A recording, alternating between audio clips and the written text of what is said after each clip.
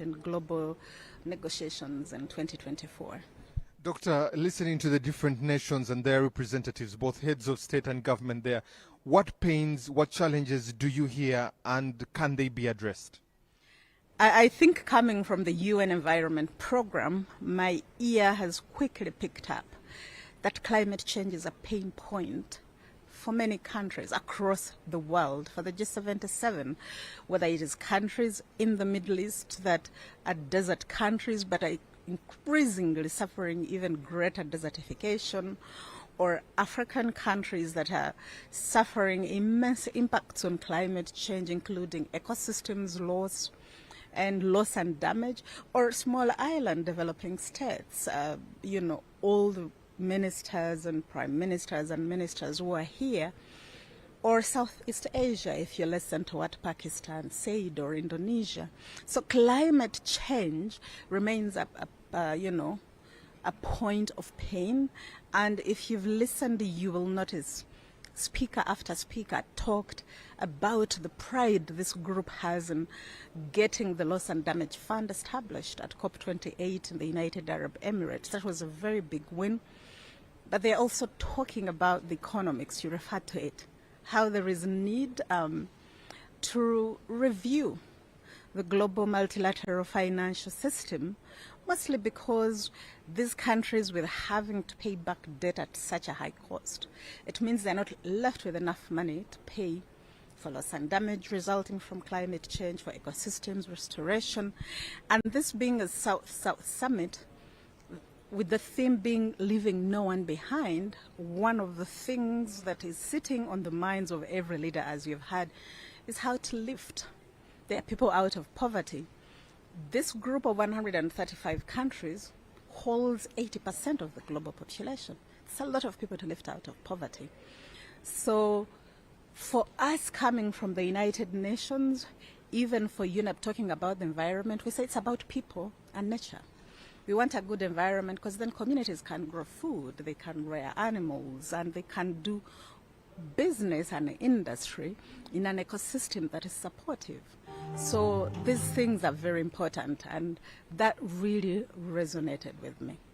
And I'm glad you're talking about climate, you're talking about financing, the architecture there being changed. Let's get to something that is happening. There's a very big divide between the global north and the global south. How do you hope that gap can be covered, especially in terms of economics? That is why the multilateral process is very important. This is where we have these conversations. It's 200 countries worldwide. Getting consensus, contrary to what people think, takes more than 2 days of the group of 77 plus China meeting. It takes several months of negotiations because the G20 are largely the rich countries in the world, in the global north, and they generally capitalize all the multilateral funding institutions.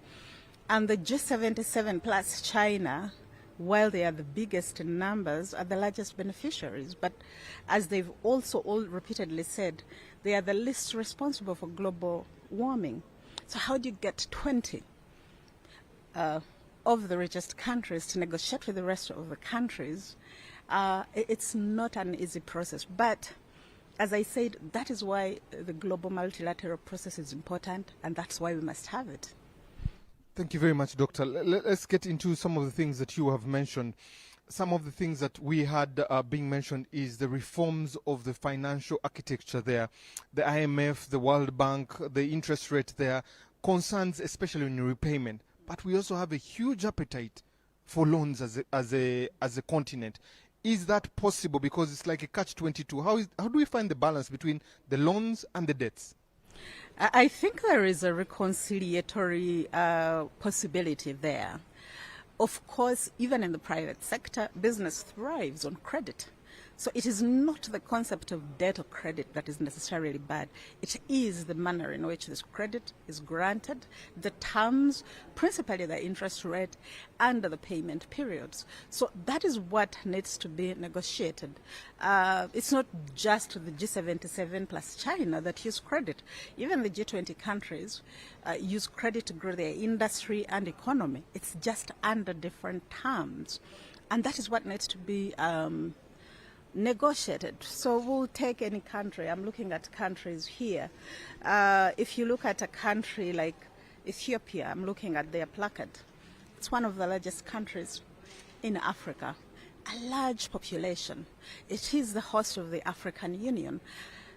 It is a country whose prime minister is leading the Green Legacy Initiative to restore the ecosystems. How do you support such a country at an interest rate where I think I read for Uganda it's anywhere between 35 to 38%? Countries will not be able to pay back. But we also know even if it was a private sector company making business, those are exorbitantly high interest percentages to be paying back off of national GDP. So, as I said, these are negotiations that must be had.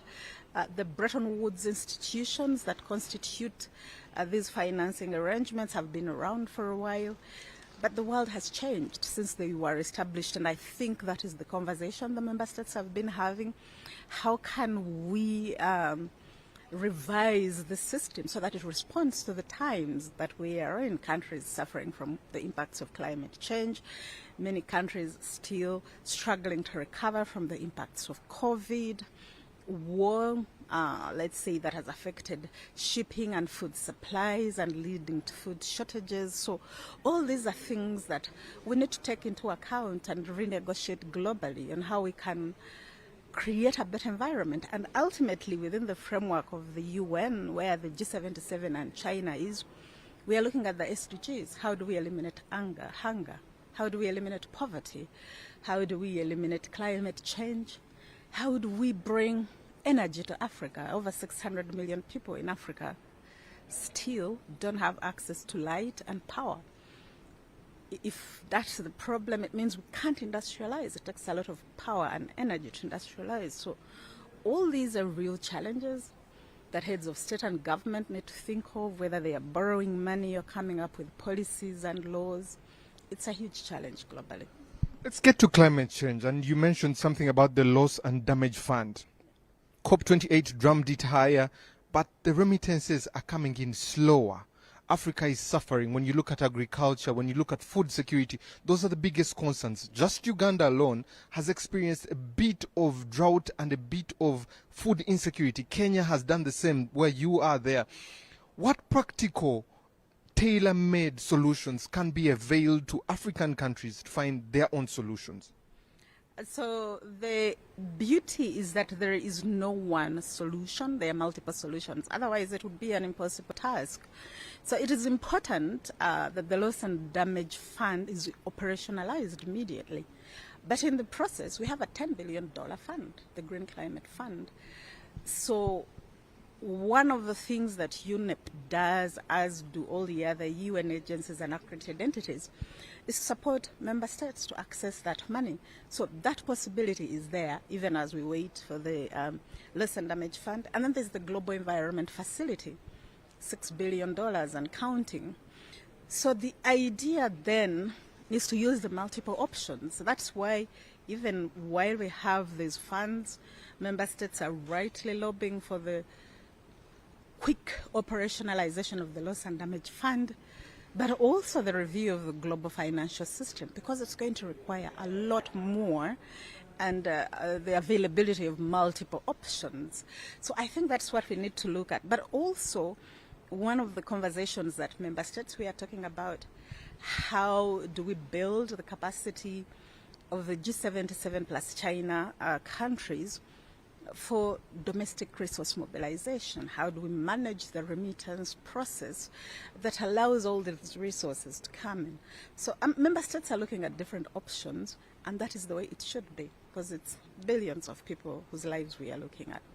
And I know that the economics really makes sense, the reforms there, but also Africa is asking for reforms because the UN was 70 plus years ago, and they're asking, you know what, you were made in the Second World War. Right now, are you still relevant, especially to the current needs and challenges that the G77 plus China face? I think this is a conversation that is in the right venue. It's as the name suggests, the United Nations are the nations of the world. They came together to establish this organization. that I work for. So if 75 years later they believe as they do that it is time for reform, I think it is. 75 years in the life of an institution that brings together 200 member states is a long time.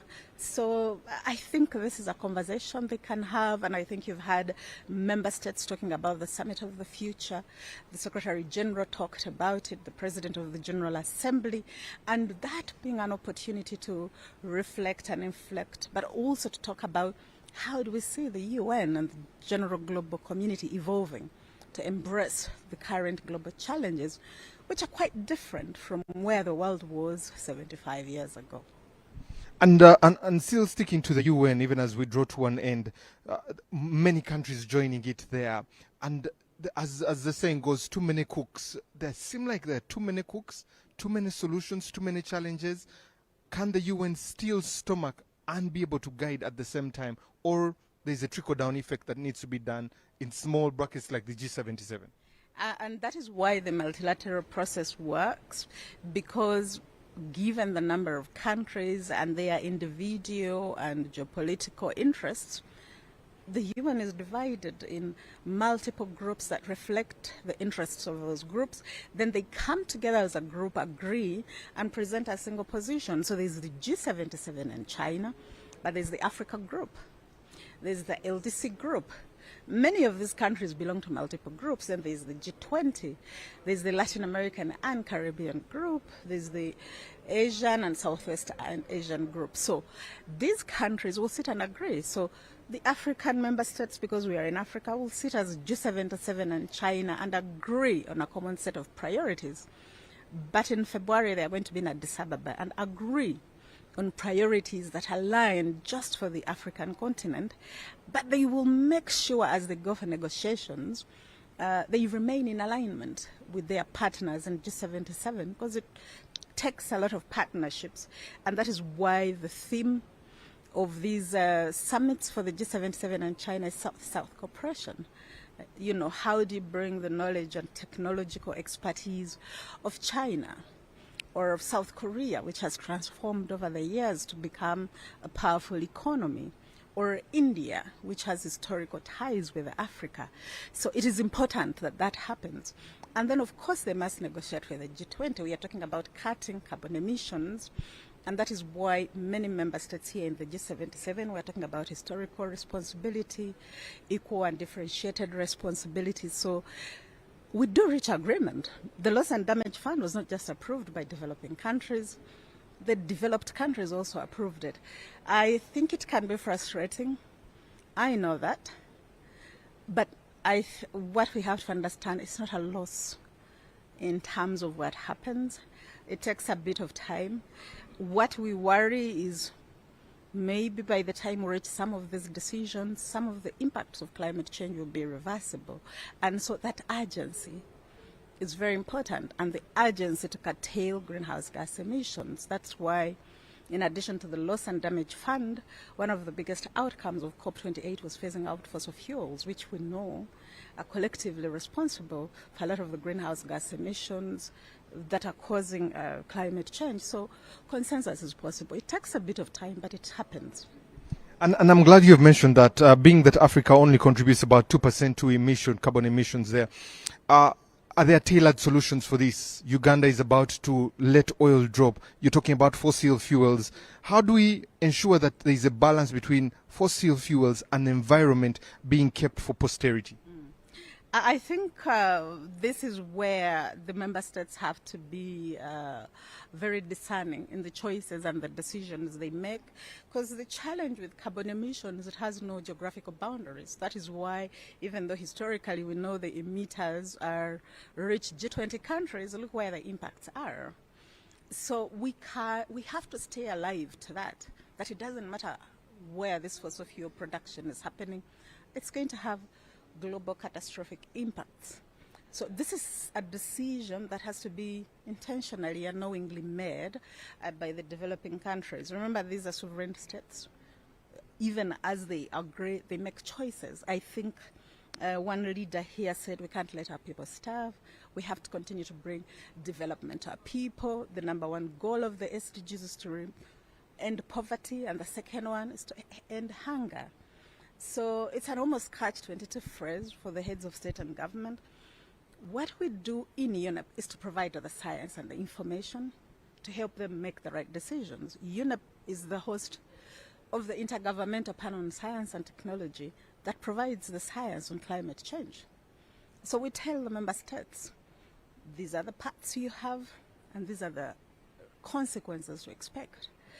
And beyond that, they must make that decisions, and these decisions do have consequences either way.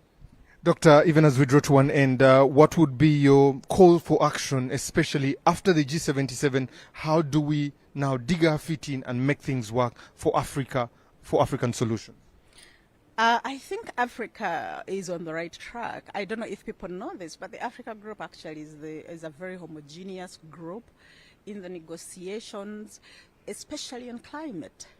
And they are very strong drivers. So the Africa group, and then jointly with the group of 77 and China, but also the LDC group, because 33 of all global LDCs are in Africa. So collectively, Africa is in a very strong position to push for climate change action, and I think that is why we see a lot of action. As I said, the Loss and Damage Fund, $800+ million in one COP. I think that is historical. The Green Climate Fund, I said $10 billion, but in fact at COP28 it was around $13 billion in terms of replenishment. This is happening because African countries, the G77 and China and the LDCs are saying, if you're historically responsible for a meeting, please do contribute. So I think the citizens of these countries need to know when their heads of state and government and ministers and ambassadors sit in these meetings, this is a result. They've set up a 10 billion fund, a 7 billion fund, a loss and damage fund.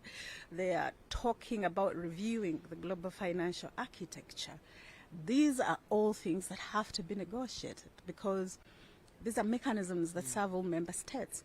So for me, because I work very closely with the member states, I do see how much they put in. If you look at the COPs, the people negotiate until 3 a.m. in the night because it's about life and death. The ministers and ambassadors know when we go back home, as you said, are people starving, they're dying, floods are washing them away. There's going to be a drought. When we came from Sharm el-Sheikh in Egypt in COP27, I live in Nairobi. There was a devastating drought. So when the Loss and Damage Fund was being discussed, it's not just something, or when the Kenyan president, our host country, hosts the Africa Climate Summit and they raise billions of dollars and African heads of state show up. That money may not seem like you're seeing it, but that's how they raise the money. Africa has 1 billion+ people. China has 1 billion+ people. India has 1 billion+ people. And then you add on all the other countries in the Middle East. It's a lot of people to lift out of poverty. It's a big challenge. Thank you very much, Doctor. We really appreciate your time to be able to speak to us, and we appreciate all the advice there. So that was Dr. Rose Mwebaza, who is the Regional Director at the United Nations Environment Program there, and also a representative of Africa there. She has been giving us, the biggest challenges are climate, with a population in Africa of 1.5 billion people and growing. The President said come 2030 will be heading towards even billions more of Ugandans there. Can this be gotten out of poverty, hunger and climate change, especially with the emissions that are happening across the world, coal and all these things, fumes and fossil fuels? Can we be able to sustain agriculture and food security in this country? Those are some of the solutions they're talking about here. They're also talking about the Damage and Loss Fund that is supposed to be in place to mitigate this. But also, last year, President Ruto hosted a climate